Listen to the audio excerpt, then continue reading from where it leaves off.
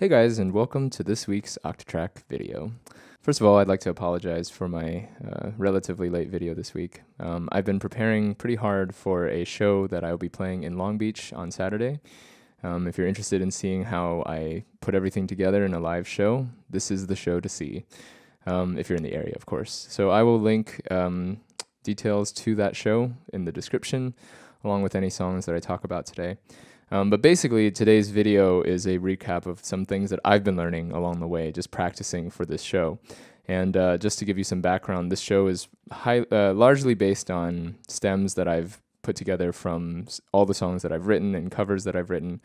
And it's just different creative ways that I've found to incorporate the OB6 with the Octatrack.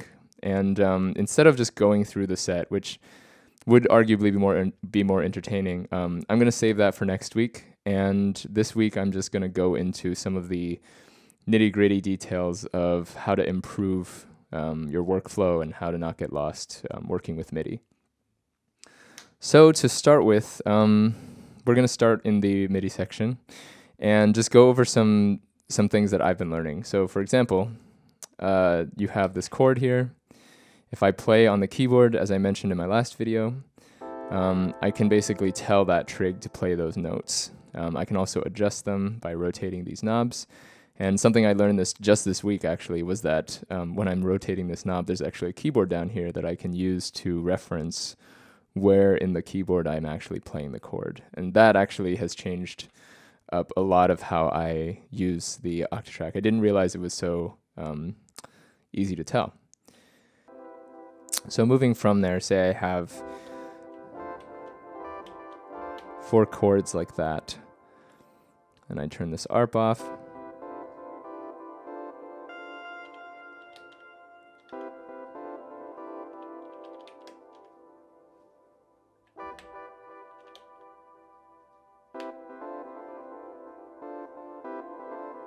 You'll notice that this chord was really quiet. That's probably because the velocity is 49. And you'll notice that every time I play a chord that it gives it a predetermined velocity. You can actually change this by either holding down the trig and tapping on it to free it up the way that you would with a sample. Or a more creative way that I've found to do this is to activate the performance mode by hitting record and play and holding no and the knob that you want to erase.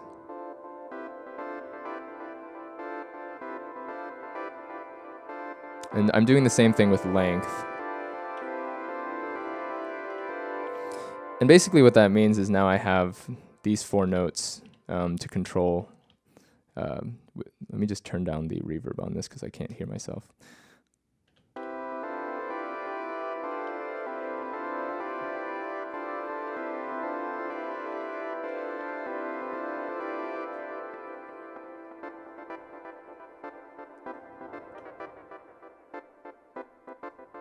So yeah, I can adjust the length now, and I'm adjusting the length of all the notes now that I've erased those particular P-locks.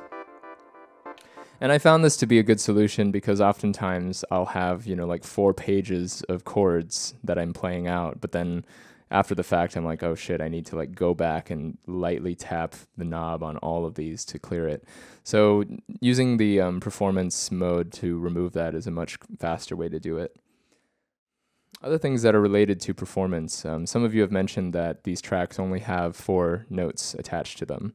But that's not really so much of a limitation because say you have a Prophet Rev 2, which has 16 voices at maximum, you can actually just have 4 different tracks. As long as you just make sure that only one of them is telling it what program to change to. So I would switch this to channel 1, switch this to channel 1, switch this to channel 1. This keyboard only has 6 voices, so I can only really tell it to do, 6 at a time. So I would only have 2 left on this track to add. But basically, you can do that pretty easily. So, bum, bum, bum, bum.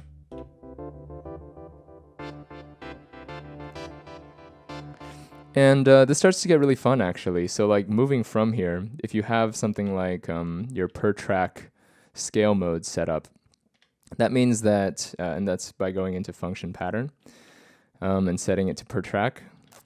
And this is a pattern specific mode that you need to switch to every time. But if you have that set up, I can have, you know, a scale of 12 on this one and a scale of 14 on this one.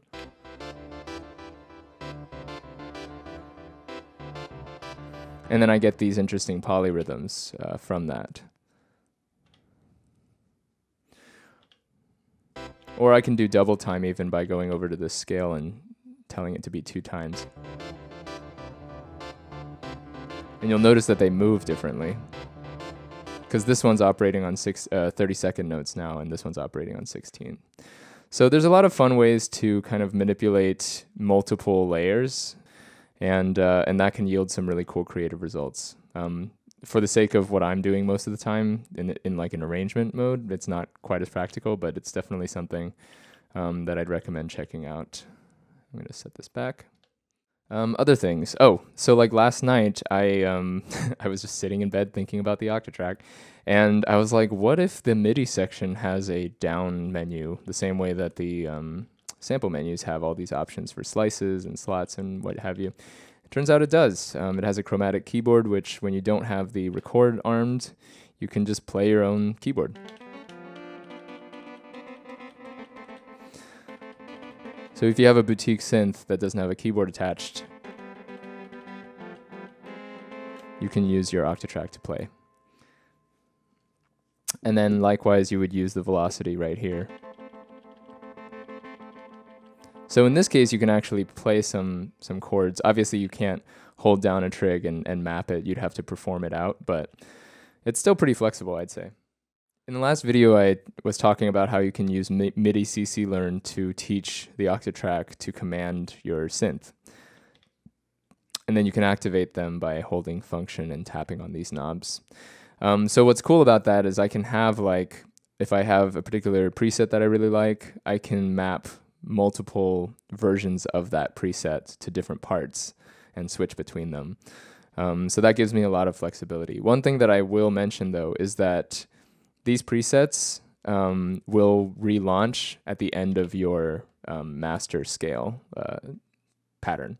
So like if my pattern is 64 steps, at the end of 64 steps, if I switch to a different preset, it'll re-snap to the saved preset.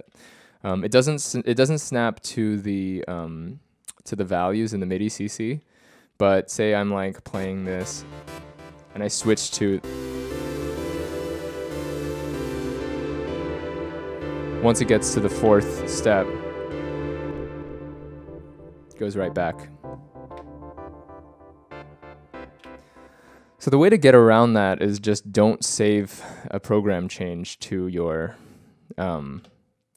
pattern.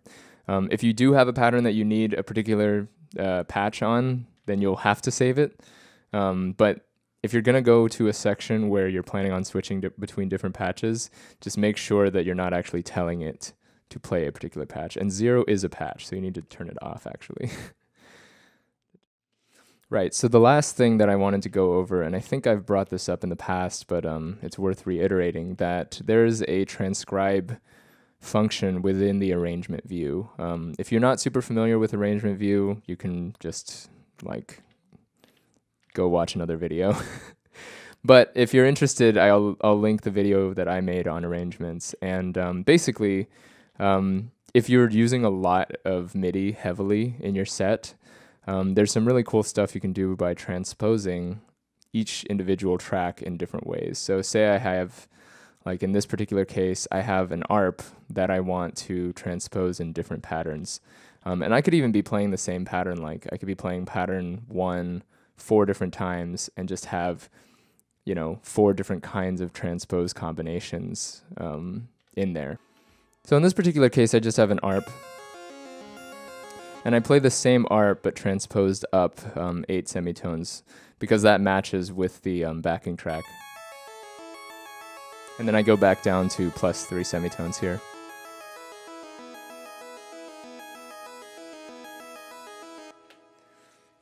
And so that's another way to get some mileage out of existing patterns. And if you have multiple tracks, this gets really pretty complicated because you can tell each individual one to move in different directions. So like you could even just play chords this way if you just had individual notes on each track and then moved them around like this. But yeah, those are all the tips that I have for today. And I am excited for this show. I will probably be using the next video to showcase some of the tracks that I've put together. And then I'll use that as a jumping off point to explain some of my processes, explain some of the ways that I converted existing songs to a live performance format. Thanks for watching, and see you next week.